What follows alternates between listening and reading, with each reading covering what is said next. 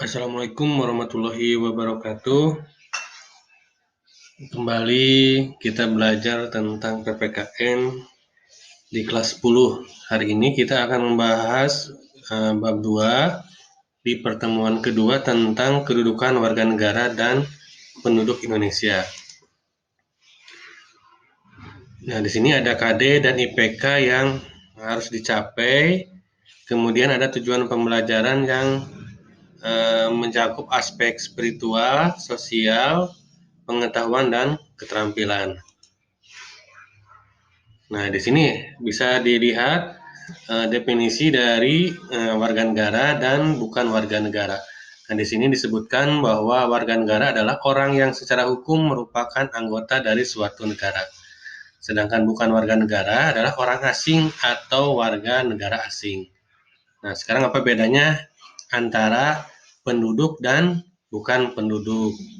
Nah, di sini penduduk adalah orang yang bertempat tinggal atau yang menetap dalam suatu negara.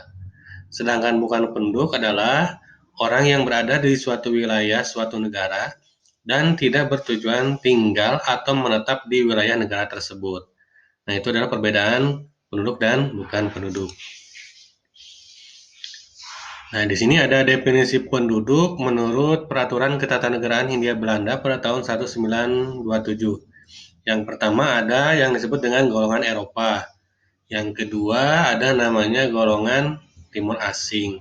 Dan yang ketiga adalah golongan Bumi Putra atau Indonesia. Nah, kemudian di sini juga ada definisi warga negara Indonesia menurut Konferensi Meja Bundar. Yang pertama itu warga negara Indonesia adalah penduduk asli Indonesia. Kemudian yang kedua adalah orang Indonesia, kaulan negara Belanda yang bertempat tinggal di Suriname. Kemudian yang ketiga adalah orang Cina dan orang Arab yang lahir di Indonesia. Kemudian yang keempat adalah orang Belanda yang dilahirkan di wilayah negara Republik Indonesia. Kemudian yang terakhir adalah orang asing kaulan negara Belanda, bukan orang Belanda yang lahir di Indonesia. Nah, kemudian berikutnya adalah warga negara menurut Undang-Undang Republik Indonesia Nomor 62 Tahun 1958 tentang Kewarganegaraan Republik Indonesia. Yang pertama adalah mereka yang telah menjadi warga negara berdasarkan undang-undang atau peraturan perjanjian yang berlaku surut. Kemudian yang kedua adalah mereka yang memenuhi syarat-syarat tertentu yang ditetapkan dalam Undang-Undang Republik Indonesia Nomor 62 Tahun 1958. Nah, kemudian kewarganegaraan Indonesia menurut pasal 4 Undang-Undang Dasar Republik Indonesia Nomor 12 Tahun 2006 ada 13 item ya. Nah, di sini nomor satunya adalah setiap orang yang berdasarkan peraturan perundang-undangan dan atau berdasarkan perjanjian pemerintah Republik Indonesia dengan negara lain sebelum undang-undang ini berlaku sudah menjadi warga negara Indonesia. Nah, yang kedua, ada anak yang lahir dari perkawinan yang sah dari seorang ayah dan ibu warga negara Indonesia. Yang ketiga adalah anak yang lahir dari perkawinan yang sah dari seorang ayah warga negara Indonesia dan ibu warga negara asing. Yang keempat adalah anak yang lahir dari perkawinan yang sah dari seorang ayah warga negara asing dan ibunya warga negara Indonesia. Yang kelima, anak yang lahir dari perkawinan yang sah dari seorang ibu warga negara Indonesia, tetapi ayahnya tidak mempunyai kewarganegaraan atau hukum negara asal ayahnya tidak memberikan kewarganegaraan kepada anak tersebut. Yang keenam, anak yang lahir dalam tenggang waktu 300 hari setelah ayahnya meninggal dunia dari perkawinan yang sah dan ayahnya warga negara Indonesia. Kemudian yang ketujuh, anak yang lahir di luar perkawinan yang sah dari seorang ibu warga negara Indonesia. Yang kedelapan, anak yang lahir di luar perkawinan yang sah dari seorang ibu warga negara asing yang diakui oleh seorang ayah warga negara Indonesia sebagai anaknya, dan pengakuan itu dilakukan sebelum anak tersebut berusia 18 tahun atau belum menikah. Nah, 9. Anak yang lahir di wilayah negara Republik Indonesia yang pada waktu lahir tidak jelas status kewarganegaraan ayah maupun ibunya. Kemudian yang 10, anak yang baru lahir yang ditemukan di wilayah negara Republik Indonesia selama ayah dan ibunya tidak diketahui. Kemudian yang ke-11, anak yang lahir di wilayah negara Republik Indonesia apabila ayah dan ibunya tidak mempunyai kewarganegaraan atau tidak diketahui keberadaannya. Kemudian yang ke-12, anak yang dilahirkan di luar wilayah negara Republik Indonesia dari seorang ayah dan ibu warga negara Indonesia yang karena ketentuan dari negara tempat tersebut dilahirkan memberikan kewarganegaraan kepada anak yang bersangkutan.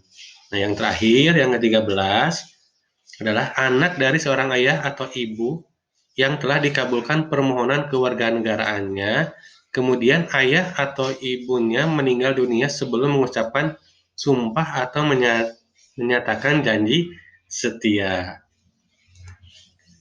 Nah, kemudian kewarganegaraan Indonesia menurut pasal 5 Undang-Undang Republik Indonesia nomor 12 tahun 2006. Yang pertama adalah anak warga negara Indonesia yang lahir di luar perkawinan yang sah, belum berusia 18 tahun dan belum kawin diakui secara sah oleh ayahnya yang berkewarganegaraan asing tetap diakui sebagai warga negara Indonesia. Yang kedua, anak warga negara Indonesia yang belum berusia 5 tahun diangkat secara sah sebagai anak oleh warga negara asing berdasarkan penetapan pengadilan tetap diakui sebagai warga negara Indonesia. Nah, kemudian asas kewarganegaraan ini ada dua. Yang pertama ius sanguinis, yang kedua adalah ius soli. Nah, ius sanguinis adalah asas keturunan, yaitu kewarganegaraan seseorang yang ditentukan berdasarkan pada keturunan orang yang bersangkutan. Sedangkan ius soli atau asas kedaerahan adalah kewarganegaraan seseorang yang ditentukan berdasarkan tempat kelahirannya. Nah, kemudian ada istilah apatrid dan bipatrid. Apa itu apatrid? Adalah seorang penduduk yang sama sekali tidak mempunyai kewarganegaraan. Misalnya, seorang keturunan bangsa A yang menganut asas ius soli lahir di negara B yang menganut asas ius sanguinis. Kemudian, kalau bipatrid adalah seorang penduduk yang mempunyai dua macam kewarganegaraan sekaligus atau kewarganegaraan rangkap. Misal, seorang keturunan bangsa B yang menganut ius sanguinis lahir di negara A yang menganut ius soli. Nah, dalam menentukan status kewarganegaraan seseorang, pemerintah negara lazim menggunakan dua stelsel. Yang pertama stelsel aktif, yang kedua ada stelsel pasif. Stelsel aktif atau naturalisasi biasa adalah seseorang harus melakukan tindakan hukum tertentu secara aktif untuk menjadi warga negara. Sedangkan stelsel pasif atau naturalisasi istimewa adalah seseorang dengan sendirinya dianggap menjadi warga negara tanpa melakukan suatu tindakan hukum tertentu. Berkaitan dengan kedua stelsel tadi, seorang warga negara dalam suatu negara pada dasarnya mempunyai dua hak. Yang pertama, hak opsi, yaitu hak untuk memilih suatu kewarganegaraan atau juga disebut dengan stelsel aktif. Kemudian yang kedua, hak repudiasi, yaitu hak untuk menolak suatu kewarganegaraan atau stelsel pasif. Nah, kemudian di sini ada asas-asas penentuan kewarganegaraan Indonesia. Menurut Undang-Undang RI nomor 12 tahun 2006 tentang Kewarganegaraan Republik Indonesia. Yang pertama ada Asas Ius Sanguinis, yang kedua Asas Ius Soli, yang ketiga Asas Kewarganegaraan Tunggal, yaitu asas yang menentukan satu kewarganegaraan bagi setiap orang. Yang keempatnya adalah asas kewarganegaraan ganda terbatas, yaitu asas yang menentukan kewarganegaraan ganda bagi anak-anak sesuai dengan ketentuan yang diatur dalam undang-undang. Nah, permohonan pewarganegaraan atau naturalisasi itu ada dua. Yang pertama naturalisasi biasa, yang kedua adalah naturalisasi istimewa. Nah, naturalisasi biasa menurut pasal 6 Undang-Undang RI nomor 12 tahun 2006 untuk menjadi warga negara Indonesia itu ada 8 syarat ya. Yang pertama telah berusia 18 tahun atau sudah kawin. Yang kedua, pada waktu mengajukan permohonan sudah bertempat tinggal di wilayah negara Republik Indonesia paling singkat 5 tahun berturut-turut atau paling singkat 10 tahun tidak berturut-turut. Kemudian yang ketiga adalah sehat jasmani dan rohani. Yang keempat, dapat berbahasa Indonesia serta mengakui dasar negara Pancasila dan Undang-Undang Dasar Negara Republik Indonesia tahun 1945. Kemudian yang kelima, tidak pernah dijatuhi pidana karena melakukan tindak pidana yang diancam dengan pidana penjara 1 tahun atau lebih. Kemudian yang keenam, jika dengan memperoleh kewarganegaraan Republik Indonesia tidak menjadi berkewarganegaraan ganda. Kemudian yang ketujuh, mempunyai pekerjaan atau berpenghasilan tetap. Kemudian 8, membayar uang pewarganegaraan ke kas negara. Nah, yang kedua, naturalisasi istimewa. Nah, di sini diberikan kepada warga orang asing yang telah berjasa kepada negara Republik Indonesia atau dengan alasan kepentingan negara setelah memperoleh pertimbangan DPR RI. Nah, di sini ada hal yang dapat menyebabkan kehilangan kewarganegaraan. Di sini ada 8 poin. Nah, yang pertama, 1, memperoleh kewarganegaraan lain atas kemauannya sendiri, tidak menolak atau tidak melepaskan kewarganegaraan lain. Yang kedua, dinyatakan hilang kewarganegaraannya oleh presiden atas kemauannya sendiri dengan ketentuan telah berusia 18 tahun dan bertempat tinggal di luar negeri. Kemudian yang ketiga, masuk ke dalam dinas tentara asing tanpa disertai izin dari.